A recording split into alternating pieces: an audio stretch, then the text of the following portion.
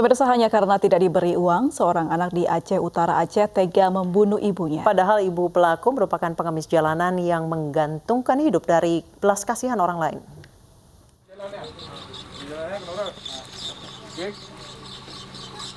Nasrul, pelaku pembunuhan ibu kandung, menjalani prarekonstruksi di Desa Menasah Pantun, Kecamatan Tanah Jambu Aye, Aceh Utara. Pria 40 tahun ini memperagakan sejumlah adegan sebelum hingga setelah membunuh ibunya, Fatimah Sulaiman. Pelaku membunuh ibunya hanya karena tidak diberi uang Rp300.000. Padahal ibunya sehari-hari hanya seorang pengemis yang hidup dari belas kasih orang lain. Setelah membunuh ibunya, pelaku sempat merekayasa pembunuhan sebelum akhirnya ditangkap polisi. Kejadian di Pondong Tro baru mau kejadian, bertepatan Tro long kena pintu rumahnya memang kata positif dah mayat kata dua dan darah kami timba itu. Kemudian long tanya, pihak anak keluarga. Semula Nasrul melaporkan jika ibunya, Fatimah Sulaiman, tewas terbunuh di rumahnya. Namun hasil pemeriksaan polisi ternyata Nasrul sendiri yang membunuh ibunya. Bahkan Nasrul sempat meminum kopi setelah membunuh ibunya. Dari Aceh Utara, Muhammad Jafar Yusuf, iNews melaporkan. Sementara itu, pemirsa, seorang buruh serabutan di Desa Gembong, Kecamatan Balaraja, Kabupaten Tangerang diduga membunuh 2 orang anaknya. Usai membunuh, pelaku mengakhiri hidupnya dengan gantung diri.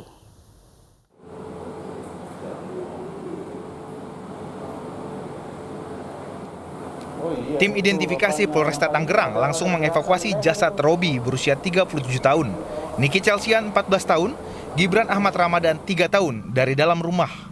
Ketiganya ditemukan meninggal pada Kamis dini hari oleh para tetangga. Jenazah Robi ditemukan gantung diri, sementara kedua anaknya tewas dalam kondisi mengenaskan. Diduga kedua anaknya dibunuh oleh ayah mereka. Sebelumnya para tetangga mendengar Robi ribut dengan istrinya. Diduga keributan inilah yang menjadi pemicu peristiwa tragis ini. Udah sering, kan semalam juga tarik-tarik tangan sama anaknya sampai seperti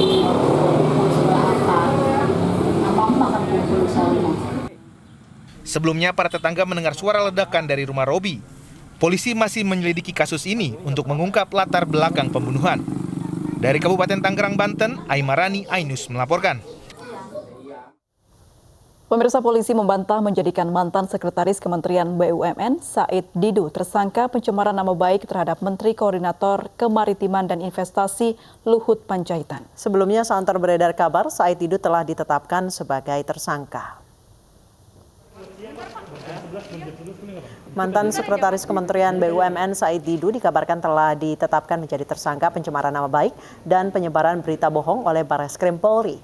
Namun polisi membantah kabar tersebut.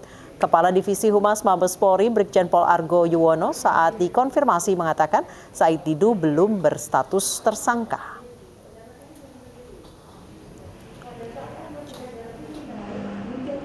Kebijakan publik seperti apa, tapi kalau Luhut kan kita sudah tahu lah. Ya memang menurut saya di kepala beliau itu hanya uang, uang, dan uang. Tidak ada pikiran sedikit pun bagaimana negara ini, bukan tidak sedikit pun. Saya tidak pernah melihat bagaimana dia mau berpikir membangun bangsa dan negara. Itu yang saya pernah lihat. Memang karakternya demikian, hanya uang, uang, dan uang. Sehingga saya pertanyakan, ya saya berdoa mudah-mudahan terbenci kembali Sabta Marga yang pernah diucapkan oleh beliau sehingga berpikir untuk rakyat, bangsa, dan negara. Bukan. Media sosial diramaikan rencana debat terbuka antara Menteri Koordinator Bidang Kemaritiman dan Investasi Luhut Panjaitan dengan mantan Menko Kemaritiman Rizal Ramli. Keduanya berencana debat tentang utang luar negeri Indonesia. Debat antara kedua tokoh nasional rencananya akan berlangsung pada 24 Juni mendatang dan dipromotori oleh jejaring aktivis pro-demokrasi. Namun tarik ulur sudah berlangsung saat ini. Debat berlatar belakang permintaan Luhut kepada pihak pengkritik utang negara untuk bertemu dengannya.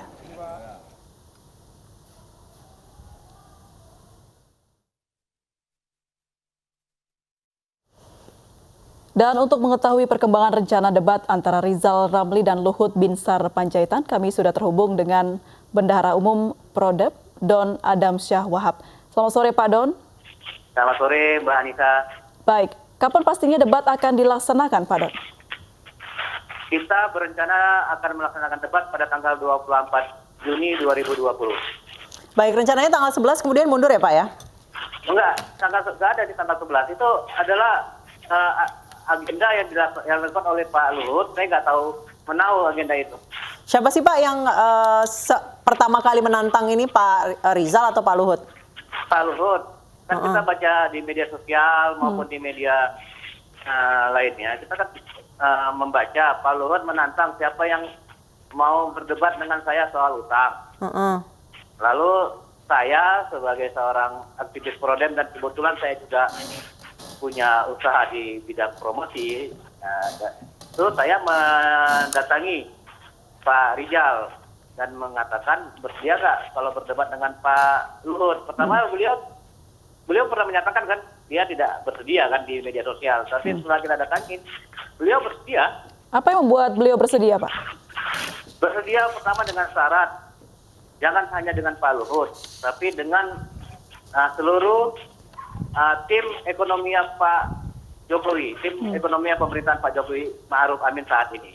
Karena bagi beliau, Pak Luhut itu tidak akan mungkin tahu dalam tentang utang. Yang tahu dalam tentang utang itu kan Ibu Sri Mulyani, Menko Keuangan ya, Menko Equin, dan tim ekonomi lainnya. Sejauh ini, Pak Don, siapa saja yang sudah confirm untuk debat tanggal 24 Juni, Pak? Sampai saat ini yang baru confirm Pak Rizal Ramli. Saya sedang berupaya untuk menyurati ya secara formal Pak Luhut untuk bersedia hadir dalam debat tersebut. Karena ini kan intinya kan sebenarnya ingin mencerdaskan bangsa, ingin rakyat ini tahu apa yang sedang dikerjakan oleh pejabat yang notabene adalah pengurus rakyat. Bukan mengkonfirmasi siapa yang benar, siapa yang salah begitu ya Pak ya? Oh, benar salah itu kita lihat nantinya. Benar salah itu ini kan debat ini kan sebenarnya dua-dua ini kan sebenarnya tokoh yang berniat ingin memperbaiki kehidupan bangsa ini. Tokoh besar lah dua-dua ini. Sebagai salah satu anak muda, saya ingin tahu apa sih yang dilakukan oleh pemerintah saat ini dengan yang disebut Pak Luhut soal utang. Tapi Pak Luhut kan tahu banget tentang utang ini. Ya kita ingin tahu.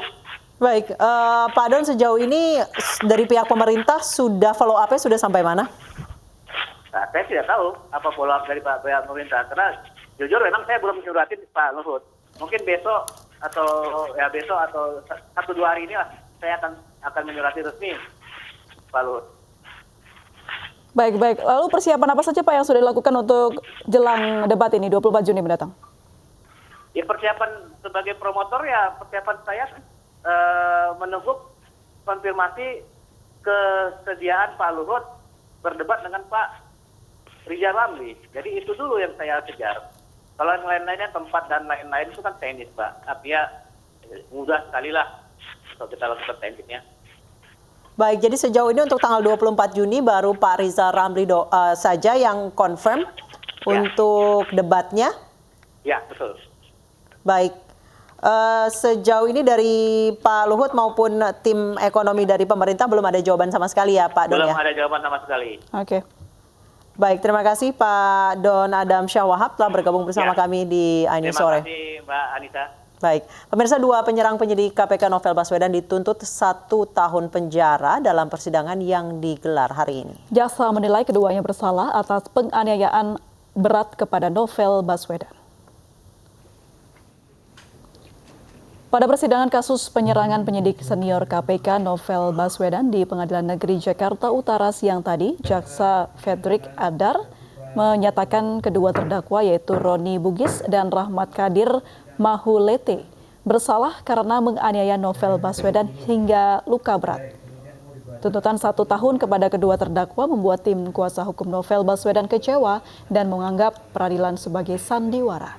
Sidang akan dilanjutkan kembali pada hari Senin 15 Juni mendatang dengan agenda pembacaan pledoi atau pembelaan.